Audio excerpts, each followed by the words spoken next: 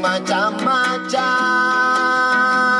baru berderanya kita, pandar dengan sandeknya. Titik singgah ketiga ekspedisi Pinisi Bakti Nusa. Sebelumnya kami telah menggelar joy sailing pertama kami, berlayar sambil belajar bersama anak-anak di Desa Lanto, Buton Tengah. Sudah terkenal di mana-mana.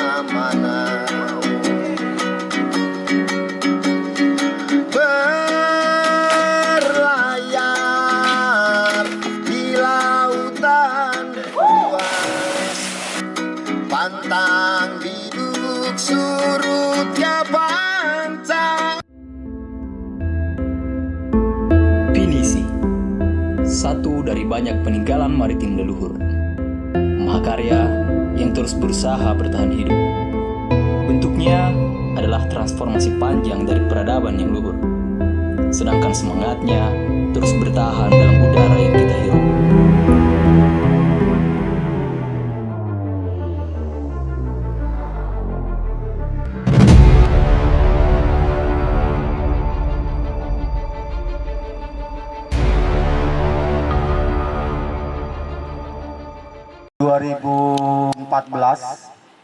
Itu teman-teman dari Makassar sekalian punya inisiatif buat membuat satu kapal pinisi yang benar-benar tradisional yang akan digunakan untuk kepentingan. Malam ini kami akan menggelar panggung maritim, salah satu bagian dari program ekspedisi Pinisi Bakti Nusa. Panggung maritim ini berisi hiburan yang diselingi dengan edukasi dan berbagai cerita tentang apa saja, tapi tema maritim selalu menjadi yang utama. Mana tepuk tangannya? Kita sambut Ombo. Tujuannya untuk menghibur masyarakat. Kebetulan di atas kapal seorang seniman yang juga pelaut ikut bersama kami. Kami memanggilnya Om Bob. Namanya Anton Daeng Nompo. Kadang juga disapa Anton Samalona. Samalona adalah sebuah pulau kecil di gugusan Kepulauan Spermonde di Makassar. Om Bob tinggal di sana.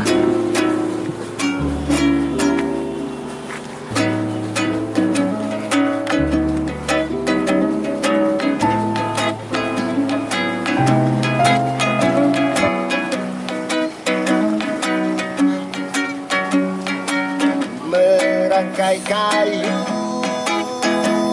ku buat jadi perahu. Om Bob selalu menghibur kami selama beberapa hari ini dengan cerita-cerita dan tingkahnya yang sangat nyentrik. Kehadiran Om Bob bisa menghilangkan sedikit kebosanan kami selama di kapal.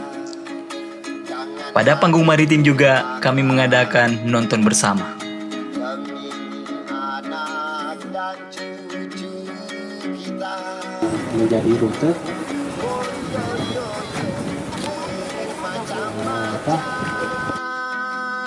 baru berderanya kita.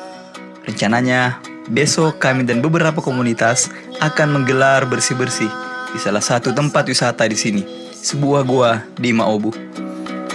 Budaya bangsa buatan Indonesia sudah terkenal di mana-mana.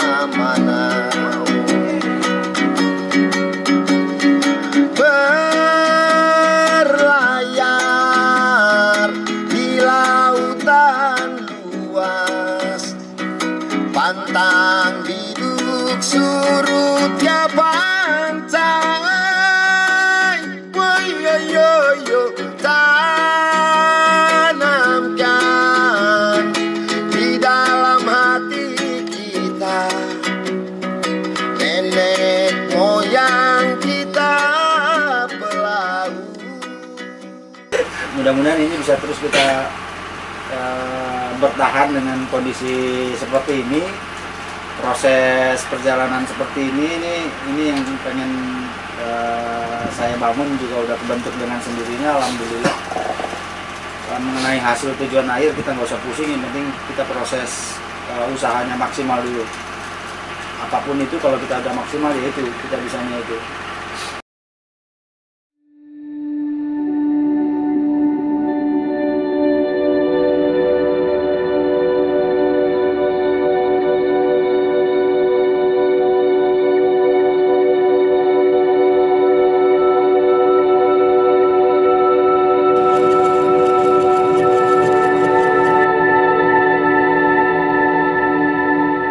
Selamat pagi teman-teman. Ini hari kedua kita di Teluk Liana Banggai. Luar biasa, tadi malam kita sudah melakukan menggelar panggung maritim dan diskusi tentang kemaritiman dan pariwisata di kapal ini. Dan rencana hari ini adalah ada rencana bersih gua dengan beberapa komunitas di Buton Tengah ini. Setelah itu kita akan melanjutkan perjalanan lagi ke Bau-Bau. Nah, ini agenda kita hari ini. Luar biasa padat selama 2 hari ini. Ini sangat luar biasa. Oke, ikuti terus perjalanan kita di ekspedisi misi Bakti Nusa.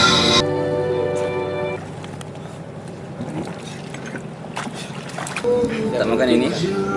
Apa namanya ini? Roko-roko.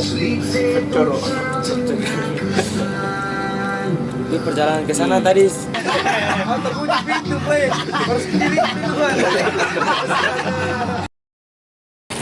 Pagi ini tim ekspedisi Bakti Nusa akan menuju ke salah satu gua di sini Liana Banggai. Nah, agenda kita adalah untuk bersih gua. Jadi Buton sendiri terkenal dengan negeri 1000 gua. Di sini banyak gua-gua, masuk gua yang di bawah laut. Nah, ini kita akan menuju ke salah satu gua untuk bersihkan. Oke, ikuti perjalanan kita di ekspedisi Bakti Nusa.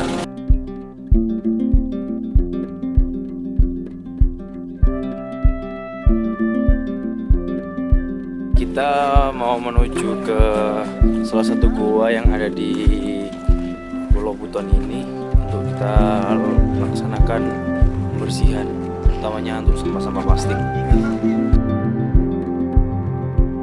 Sekitar jajaran sini saja orang sudah dapat ikan seperti ini. Dulu tahun 80, 90an. Sekarang kemarin karena maraknya temboman sudah kurang. Sekarang di sekitar Teluk Liana Banggai ini agak rusak. Nah, sekarang tahun 2007 ke atas ini sudah mulai direhabilitasi kembali. Tadi dan istilahnya setiap desa sudah buat perdes pembangunan begitu. Ya sekarang sudah agak takut menunggu terumbu karang. Alhamdulillah. Kalau di Lasongko dia sekarang sudah mulai diperdakan, sudah mulai aktif masyarakatnya.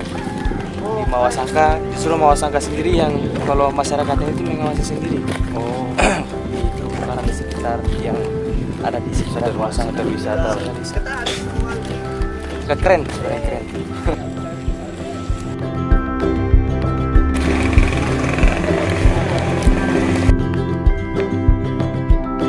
Banggai juga ini yang sebagai kawasan Banggai ini juga salah satu wilayah besar. Hanya karena ini kan bentuk administrasi pemerintahan, jadi dibagi sekat-sekat ini. Mau sangka lain lagi. Tapi sekarang secara administrasi di Banggai itu apa? Desa? Sekarang itu sekedar nama teluk saja. Nama teluk saja. Nah, kalau dulu ini kan namanya Liana Banggai. Jadi Lanto ini ibu kotanya Liana Banggai. Ya sebenarnya Liana Banggai. Jadi sejarah terbentuknya nama Liana Banggai itu kalau saya tidak salah itu dari kau apa dulu itu banyak pohon kelor di sini. Kelor berarti. Kelor, iya Liana Banggai itu dulu. Jadi ini sepanjang di atas ini kan ada tebing ini. Jadi sampai ke sana itu gua semua namanya. Itu kalau bahasa daerahnya lia. Lia. Lia itu ya gua. Jadi pas sekitar berapa meter dari sini, mungkin 50 meter ini. Jadi sepanjang kita punya desa ini itu gua terus sepanjangnya.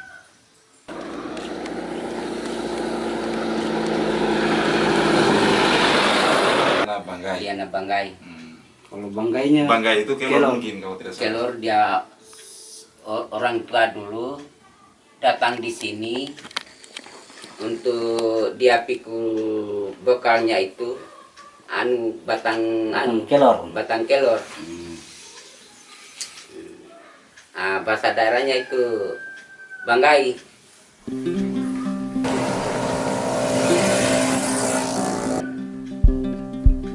Dan bahasa Indonesia ini aman di ane artinya mana no sunen baliawa desu kepa. Desu kep.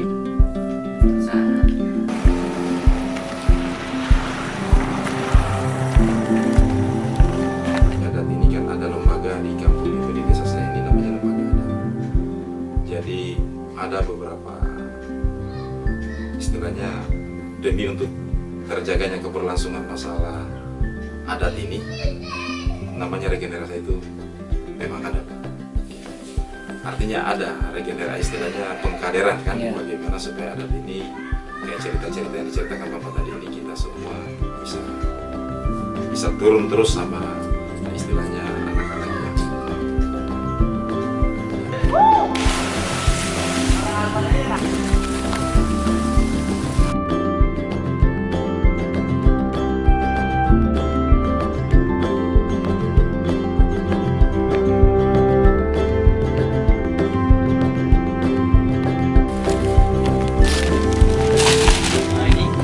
Ini mereka mengakui para tugas untuk menyembunyikannya di bawah batu-batu.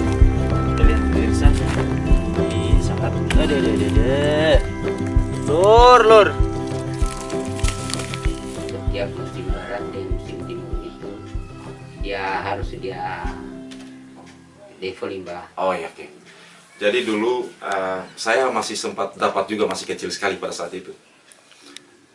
Dulu itu pada saat musim timur dan musim barat, sebelum musim timur dan musim barat, itu ada sesajian yang harus dilepas di laut. Itu dilakukan dulu. Sebelum masuk musim ya? Sebelum masuk musim? Sebelum masuk musim. Sebelum masuk musim barat harus duluan itu. Harus duluan itu sesajian. Sebelum itu. musim timur harus duluan itu. Karena itu na ibainya yo kabeamo yo hasil no te insektinya supaya ibainya insektinya no petangkiam ibana mana fa dia sekali tahu di nama maya esol redaki bete iya no munak. Sebenarnya yang menarik yang pertama itu buah maubu. Cuma kan ternyata setelah dilihat lebih jauh masyarakat juga sama pemerintah, itu ternyata bagus untuk lokasi wisata pantai gitu. Cuman orang di sini sebut wisata pantai, cuma bingung kita pantainya di mana gitu. Jadi pemerintah langsung buat trekking. Itu adalah supaya tentunya setiap nelayan yang mau mencari nafkah di sana hasil yang maksimal, dan itu salah satu syarat menolak gangguan-gangguan yang akan kayak tolak bala itu, dan bahasanya seperti itu, tolak bala atau apa itu semacam itu. Iya, sesajian itu. Makanya sebelum mereka memasuki laut itu disebut ada yang disebut sesajian itu dilepas untuk mereka menganggap pada saat itu ada penunggulah di laut itu, istilahnya seperti itu. Ya, teman-teman dari Bau-Bau, ada juga teman-teman dari luar negeri, dari Perancis sama Thailand. Kalau yang dari Perancis itu di atas, Maubu. Kan ada dua ini Maubu. Ada yang orang bilang ada Maubu besar sama yang kecil. Yang besar di atas, memang dalam dia. Nah, itu yang dari Perancis pernah menyelam di situ. Sama yang di Mosangga Timur, nah, itu Thailand di sana. Di sana kepentingannya mereka memang sekaligus fun sama riset. Kalau di atas ini di Maubu ya mungkin hanya fun gitu. Masalah entah itu potasium, entah itu bom apa segala macam. Salah satu keputusan yang kami lakukan di 2017 itu melalui musrembang dan kesepakatan seluruh masyarakat, bagaimana supaya potasium dan bom ini betul-betul dihentikan di kawasan utamanya nelayan dari desa Lampu ini. Solusi yang kami tawarkan yaitu dana desa tahun 2017 itu kami membantu nelayan sebanyak 27 unit feeder. Iya, 27 unit yang sekarang bisa kita lihat itu di bawah sana, yang chatnya sama. Ada tulisan itu DD Desa Lanto 2017. Itu salah satu bentuk bagaimana artinya salah satu bentuk komitmen kami dalam musrembang. Dalam musrembang itu kan sudah jelas pasti melibatkan tokoh adat, pemerintah desa dan seluruh, baik itu tokoh masyarakat, tokoh budayanya, tokoh agamanya, tokoh perempuan, tokoh pemuda. Kita bersepakat bagaimana kita ini membantu nelayan supaya artinya jangan sampai mereka melakukan lagi kegiatan-kegiatan yang dilarang oleh pemerintah. Dan keputusan itu kita secara bersama-sama 2017 kita adakan pengadaan fiber sebanyak 27 unit. Cuman ini kekurangannya belum ada bak sampah sebenarnya.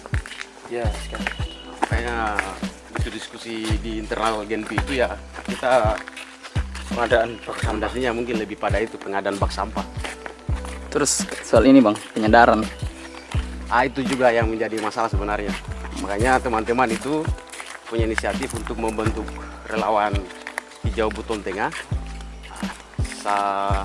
Di samping turun langsung, di sisi lain juga kita selalu mengkampanyekan sadar kebersihan, sosialisasi, bagaimana menjaga lingkungan, serta mungkin kita lebih pada pendidikan, persoalan pemilahan sampah itu mana sampah yang bisa diurai sama yang tidak.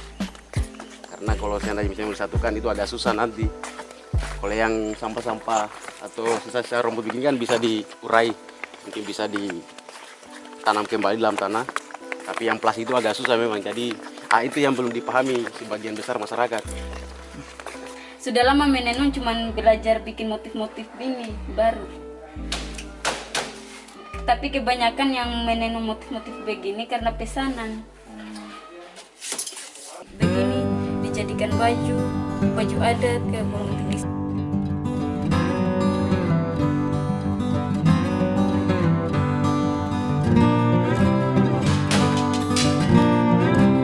Kadang namanya yang ini sudah zaman now ini yang model-model begini karena dijadikan kadang baju pesta. Oh tapi kalau dulu ada katambak gabu dulu, katambak gabu tidak pakai motif begini.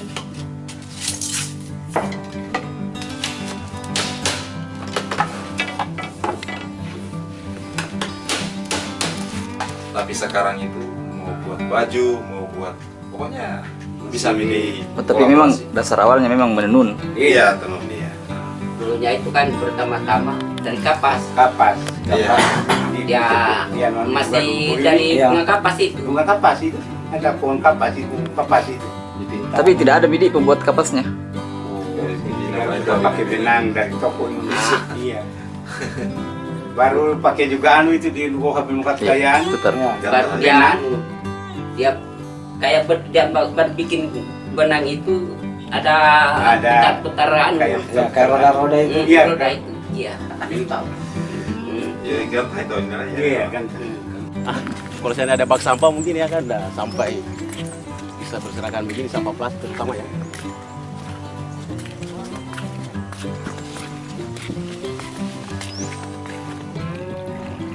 Terima kasih bagi teman-teman saudara saya dari tim ekspedisi Pinisi Nusa Bakti Nusa.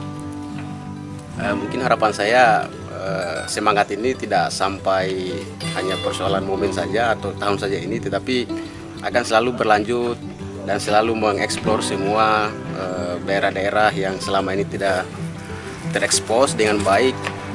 Jadi kami sangat juga berterima kasih tim ekspedisi sampai juga ke wilayah Buton Tengah.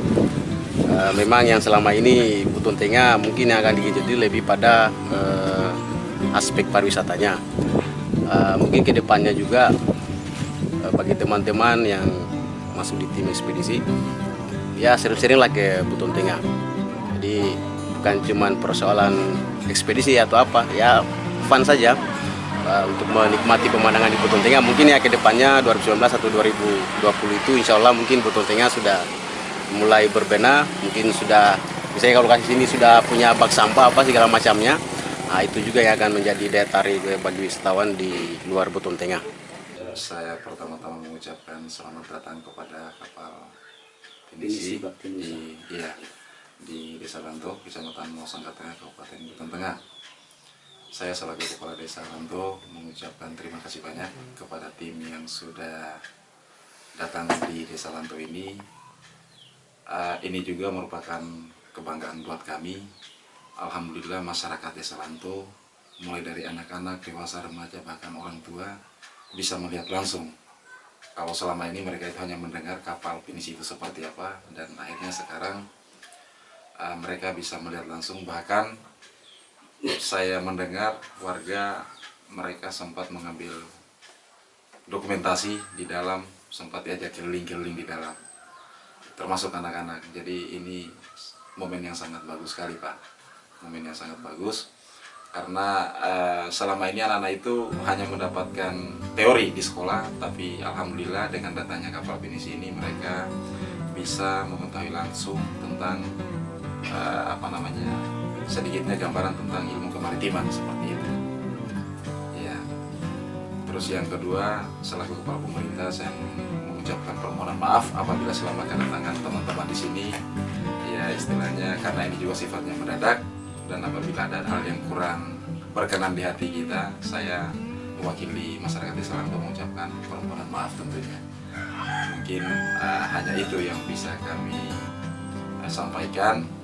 Ya intinya terus terang saja saya sangat senang sekali dengan kedatangan teman-teman, juga tidak terluput dari komunikasi dari atas melalui dinas perikanan, termasuk istilahnya yang bertugas di bagian daratnya ini membangun komunikasi sebelum kedatangan bapak-bapak.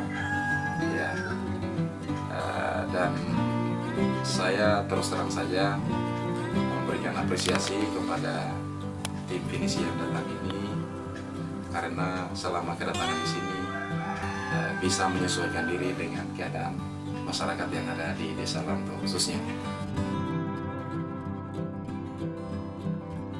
Mereka menyebut Buton Tengah ini sebagai daerah 1000 gua. Banyak gua di sini yang berpotensi untuk menjadi daerah destinasi. Misalnya untuk pecinta dive atau selam. Beberapa komunitas, baik dalam negeri maupun luar negeri, pernah mencoba cave dive di sini. Selain keindahan alamnya, di sini juga ada peninggalan budaya, yaitu Tenun Buton, yang belakangan ini kembali digeluti beberapa perempuan-perempuan di Buton.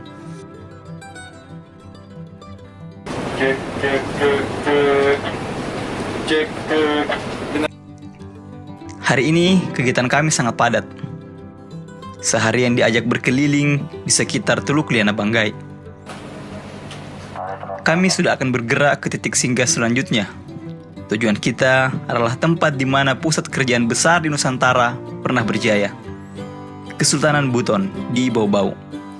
Ikuti terus perjalanan kami menyelami timur Indonesia dari atas pinisi.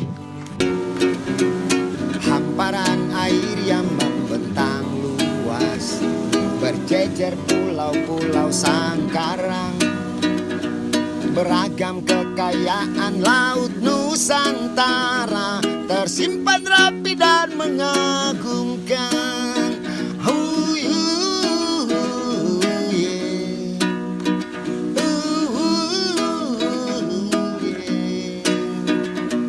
Perahu negeri berlayar mengikuti arus air laut yang bergoyang.